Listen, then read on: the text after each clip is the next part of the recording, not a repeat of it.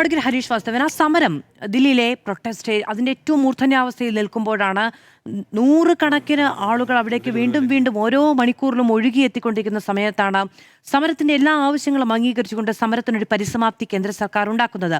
ആ സമരത്തിന് ശേഷം പ്രതിഷേധക്കാർ നാലു വഴിക്കും പിരിഞ്ഞു പോയിരിക്കുന്നു.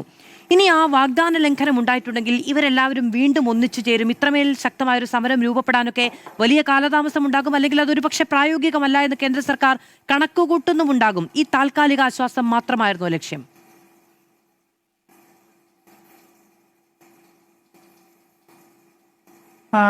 ഒന്നാമത്തെ കാര്യം, സർക്കാരിന് ഈ സമരത്തെ വല്ലാതെ അണ്ടർ എസ്റ്റിമേറ്റ് ചെയ്തു എന്ന് അതിൻ്റെ ഡെവലപ്പിംഗ് സ്റ്റേജിൽ ഗവൺമെൻറ് മനസ്സിലായി. അങ്ങനെ മനസ്സിലായി എന്ന് വേണം കരുതാൻ. കാരണം ഇത് മറ്റ് പല സമരങ്ങളും പോലെ കുറച്ച് ദിവസം സമരം ചെയ്തിട്ട് പൊക്കോളും ഈ കുട്ടികൾ എന്നാണ് ഇവർ ആദ്യം കണക്കാക്കിയത്. ഈ സംഘപരിവാറിൻ്റെ ആളുകൾ വാട്സപ്പ് യൂണിവേഴ്സിറ്റിയിൽ പ്രചരിപ്പിക്കുന്ന അതത് ദിവസത്തെ കമൻറ്റുകളും മെസ്സേജുകളും കണ്ടാൽ നമുക്കിത് മനസ്സിലാവും. നോക്കൂ, CAA സമരം പൊളിഞ്ഞില്ലേ, ഡൽഹിയിൽ നടന്ന മറ്റ് സമരങ്ങൾ പൊളിഞ്ഞില്ലേ, കർഷക സമരം പൊളിഞ്ഞില്ലേ, അതുപോലെ ഇതും പൊളിയും എന്നാണ് ഇവർ പറഞ്ഞുകൊണ്ടിരുന്നത്.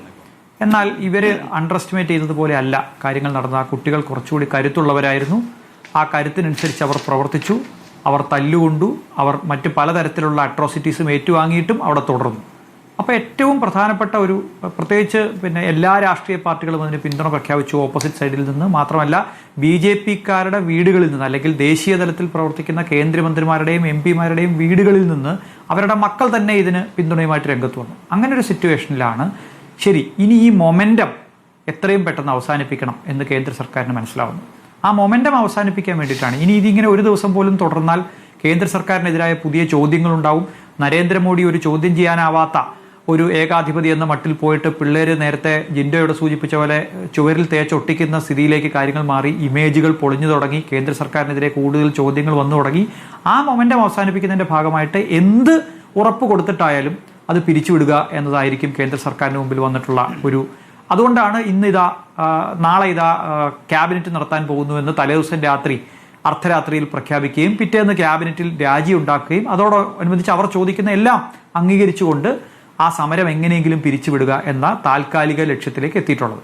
ഇനി ജന്തർ മന്ദറിലേക്ക് കൂടുതൽ വിദ്യാർത്ഥികൾ വരാതിരിക്കാൻ എന്ത് ചെയ്യണം, എങ്ങനെയൊക്കെ കാര്യങ്ങൾ മുമ്പോട്ട് കൊണ്ടുപോകണമെന്ന് കേന്ദ്ര സർക്കാരിന് ഒരു രൂപരേഖ ഉണ്ടാവും എന്നാണ് ഞാൻ കരുതുന്നത്. പക്ഷേ ഇന്ത്യയിലെ ജനങ്ങളെ അണ്ടർ എസ്റ്റിമേറ്റ് ചെയ്യുന്നു എന്നതാണ് എനിക്ക് തോന്നുന്നത്. കാരണം ഇവർ വിചാരിച്ച പോലെ കാര്യങ്ങളെല്ലാം പോയിട്ടുണ്ട്. നോക്കൂ, സുപ്രീം കോടതിക്ക് ചീഫ് ജസ്റ്റിസ് ഓഫ് ഇന്ത്യക്ക് ഇത്രയും വലിയ കൊടിയ ഗുണ്ടായിസം പോലീസ് ചെയ്തിട്ട് അത് കേൾക്കാൻ സമയമില്ലായിരുന്നു.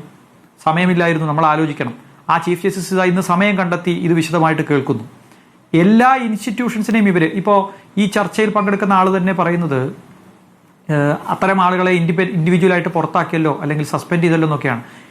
ഈ കേന്ദ്ര സർക്കാരിൻ്റെയും അമിത്ഷായുടെയും പിന്തുണയില്ലാതെ ഇത്തരമൊരു പോലീസ് ഫോഴ്സ് അവിടെ പ്രവർത്തിക്കില്ല എന്ന് നമുക്ക് ഉറപ്പാണ്. അപ്പോൾ ഇനി എന്താണ് ഇതിന് മുമ്പിലുള്ള പോംവഴി? ഇവർക്കിനി ഈ കേസുകൾ പിൻവലിക്കാൻ കോടതിയെ സമീപിക്കാൻ പറ്റുമോ? പറ്റില്ല. അതൊരു ഭരണഘടനാ അവകാശമൊന്നുമല്ല സമരം പിൻവലിച്ച് കിട്ടുക കേസ് പിൻവലിച്ച് കിട്ടുക എന്ന് പറയുന്നു. അപ്പോൾ വീണ്ടും അതിലേക്ക് ശ്രദ്ധ കൊണ്ടുപോകും. ഓരോരുത്തരും അവനവന്റെ കേസുമായി നടന്നോളും. തിരിച്ച് ഈ കേസ് ഇതിലേക്ക് വരില്ല. രണ്ട് വീടുകളിൽ നിന്ന് തന്നെ ഇത്തരത്തിൽ കേസുണ്ടായ ആളുകളെ നിങ്ങൾ ഇനിയും പോയാൽ നിങ്ങൾക്ക് നാളെ സർക്കാർ തൊഴിൽ നഷ്ടപ്പെടും, അല്ലെങ്കിൽ പരീക്ഷ എഴുതാൻ പറ്റില്ല, വിദേശത്തേക്ക് പോകാൻ പറ്റില്ല എന്നിങ്ങനെ ലോക്കൽ പ്രഷറുകൾ കൊടുക്കാനുള്ള സമയം കൂടിയാണ് ഈ സമയം. അതുകൊണ്ട് തന്നെ ഈ കേസിൽപ്പെട്ട ആളുകൾ തിരിച്ച് ജന്തർ മന്ദറിലേക്ക് വരില്ല എന്നിവർ കണക്കാക്കുന്നുണ്ടാവും.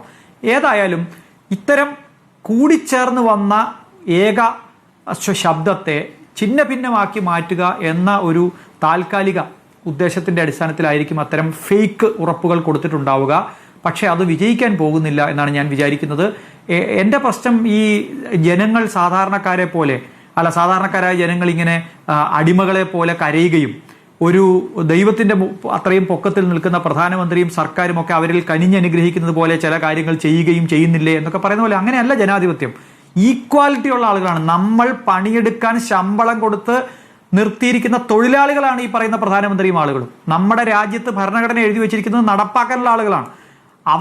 അവരുടെ ഔദാര്യത്തിന്റെ ഭാഗമായി വന്ന് രണ്ട് വാക്ക് മൊഴിഞ്ഞിട്ട് പോവുകയോ അല്ലെങ്കിൽ അവരുടെ ഔദാര്യത്തിന്റെ ഭാഗമായി എടുത്ത കേസുകൾ പിൻവലിക്കുകയൊന്നുമല്ല ചെയ്യേണ്ടത്. കേസ് എടുത്തിട്ടുള്ള ഉദ്യോഗസ്ഥന്മാർ പെൻഷൻ പറ്റാതെ പിരിച്ചുവിടേണ്ടി വരുന്ന ഒരു നിയമവ്യവസ്ഥയുള്ള നാട്ടാണ്. ദൗർഭാഗ്യവശാൽ സുപ്രീം കോടതിക്ക് നട്ടലില്ലാതെ പോയതുകൊണ്ടാണ് കേന്ദ്ര സർക്കാർ ഇത്തരത്തിൽ അധികാര ദുർവിനിയോഗം കാണിക്കുന്നത്, അല്ലെങ്കിൽ ഈ രാജ്യത്തെ ഭരണഘടനാ സ്ഥാപനങ്ങൾക്ക് നട്ടലില്ലാത്തതുകൊണ്ടാണ്. അതുകൊണ്ട് എല്ലാ കാലവും ഇങ്ങനെ സംഭവിക്കും എന്ന് വിചാരിക്കാൻ നിവൃത്തിയില്ല. ഈ സർക്കാരിനെ അഡ്വൈസ് ചെയ്യുന്നവർക്കും ഈ സർക്കാരിനെ നയിക്കുന്നവർക്കും താൽക്കാലികമായിട്ടുള്ള പ്രശ്നപരിഹാരങ്ങൾ കൊണ്ട് മുമ്പോട്ട് പോകുമെന്നും ഇനിയും 3-3.5 വർഷങ്ങൾക്ക് അപ്പുറത്താണല്ലോ തെരഞ്ഞെടുപ്പ്, അതിനു മുമ്പ് കാര്യങ്ങൾ പരിഹരിച്ചാൽ മതിയല്ലോ എന്ന തോന്നലുണ്ടാവുന്നുണ്ട്. പക്ഷേ ഇവരുടെ മാനേജ്മെന്റിന് പുറത്താണ് ഇപ്പോൾ കാര്യങ്ങൾ നടക്കുന്നത്. മീഡിയ മാനേജ്മെന്റ് കൊണ്ട് അവർക്ക് ഇന്ത്യയിലെ സോഷ്യൽ മീഡിയയെ മാനേജ് ചെയ്യാൻ പറ്റുന്നില്ല.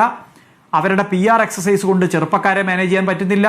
അവരുടെ പേടിപ്പെടുത്തൽ കൊണ്ട് ജനങ്ങളെ വരുതിയിൽ നിർത്താൻ കഴിയുന്നില്ല.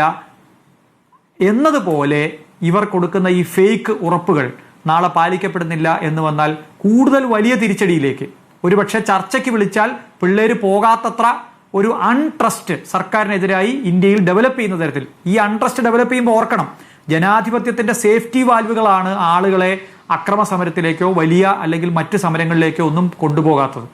ഈ അൺട്രസ്റ്റിലേക്ക് രാജ്യത്തെ തള്ളിവിടുക എന്നതാണ് സർക്കാർ ഒരുപക്ഷെ ഇത്തരം സർക്കാരിനുള്ള വിശ്വാസമാണ് ജനതയെ സർക്കാരിനെ സപ്പോർട്ട് ചെയ്യാൻ പ്രേരിപ്പിക്കുന്നത്.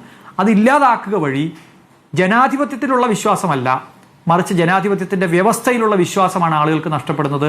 അത് അപകടകരമായ പോക്കായിരിക്കും, തീക്കൊള്ളി കൊണ്ട് തലചൊറിയുന്നതിന് തുല്യമായിരിക്കും. ഓക്കെ, ശ്രീ AK അനുരാജ്, ഇപ്പം അത് മാത്രമല്ല ഈ ധർമ്മേന്ദ്ര പ്രധാൻ ഒരു വാഗ്ദത്ത CM ചെയർ കൂടി ഉണ്ട് എന്നത് കൂടി അറിയുന്നു. അങ്ങനെയാണെങ്കിൽ കൃത്യമായി അക്കോമഡേറ്റ് ചെയ്യാനും കൃത്യമായി പുനരധിവസിപ്പിക്കാനുമുള്ളൊരു പ്ലാൻ കൂടി നടപ്പിലാകുകയാണ് എങ്കിൽ ആർക്കും ഒന്നും നഷ്ടപ്പെട്ടിട്ടില്ല എന്ന നിലയ്ക്ക് അതിനെ ഒരു പര്യവസാനത്തിലേക്ക് കൊണ്ടുപോകാനും കഴിയുന്നു എന്നതാണ് കേന്ദ്ര സർക്കാരിന് മുന്നിലുള്ള പ്ലാൻ എന്നതും കേൾക്കുന്നു. പോട്ടെ.